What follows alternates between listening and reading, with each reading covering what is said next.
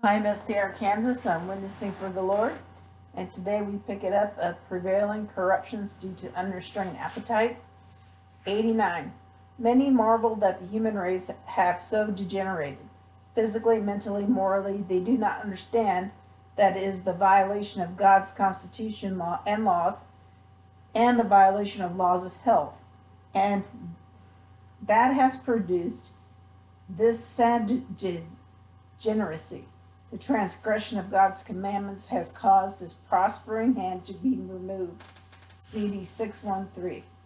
Intemperance in eating and drinking and the indulgence of base passion have benumbed the fine sensibilities so that sacred things have been placed upon a level with common things. Spiritual gifts 44A 124 1864 CD 621.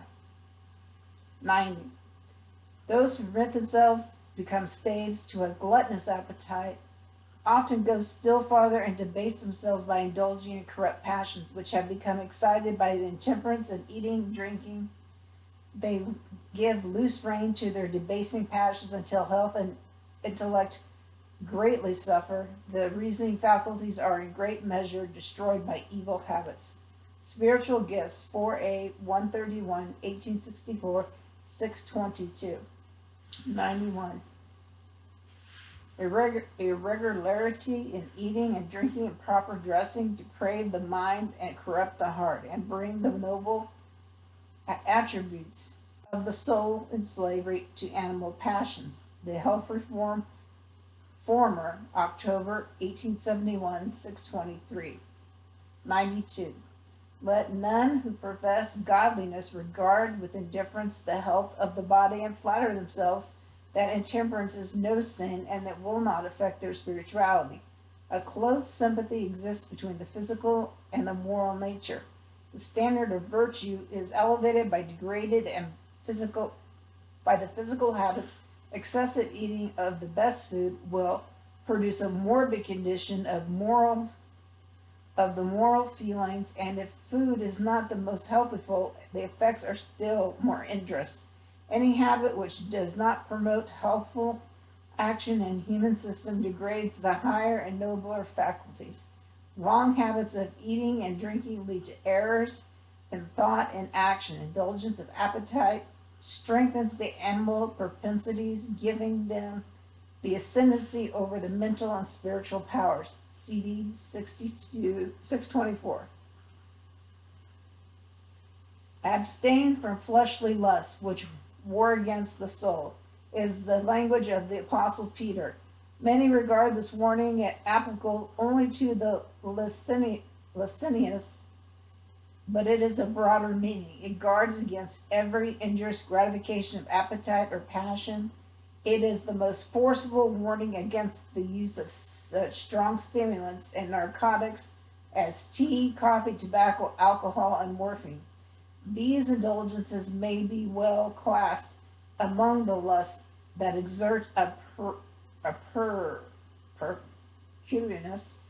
influence upon moral character. The earlier the hurtful habits are formed, the more firmly they will hold their victim in slavery to lust, and more clearly will they lower the standard of spirituality. The Reviewed Herald, January 25th, 1881, CD 625. 93. You need to exercise temperance in all things. Cultivate higher powers of the mind, and there will be less strength of growth of the animal. It is impossible for you to increase your spiritual strength while your appetite and passions are not under perfect control, says the inspired apostle. I keep under my body and bring it into subjection. Test that by any means, when I have preached to others, I myself should be a castaway. CD 631. My brother, arouse yourself. I pray you, and let the work of the Spirit of God reach deeper than the external.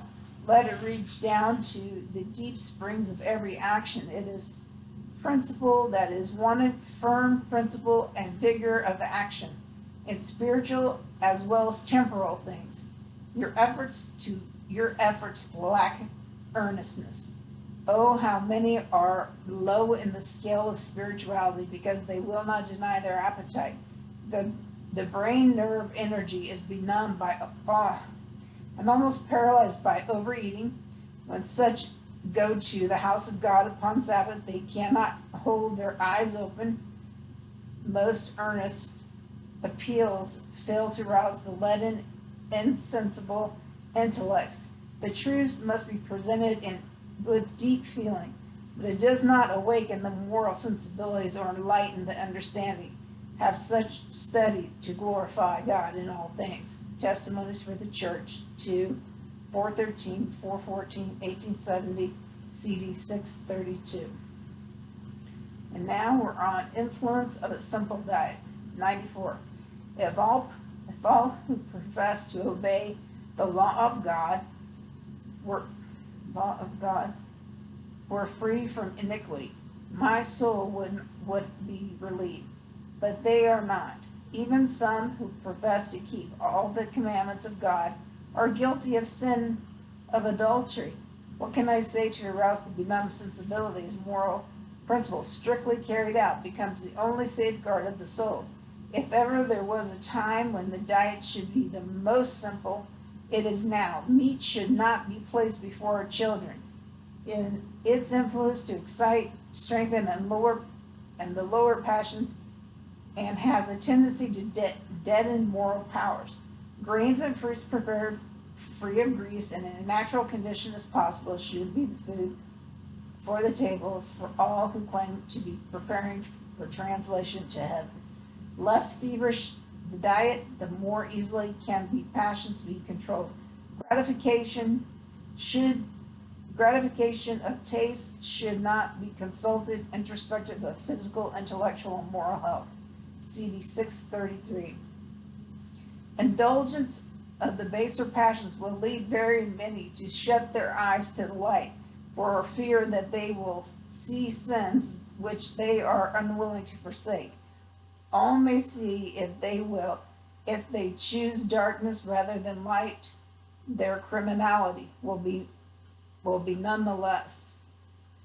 Why do not men and women read and become intellect upon these things which so decidedly affect their physical, intellectual, and moral strength? God has given you habitation to care for and to preserve in best condition for His service and glory. Testimonies for the Church, 2, 352, 1869, CD 641. All right, and we're going to pick it up next week at Temperance to Aid Moral Control. I'm Misty R. Kansas, and I'm out.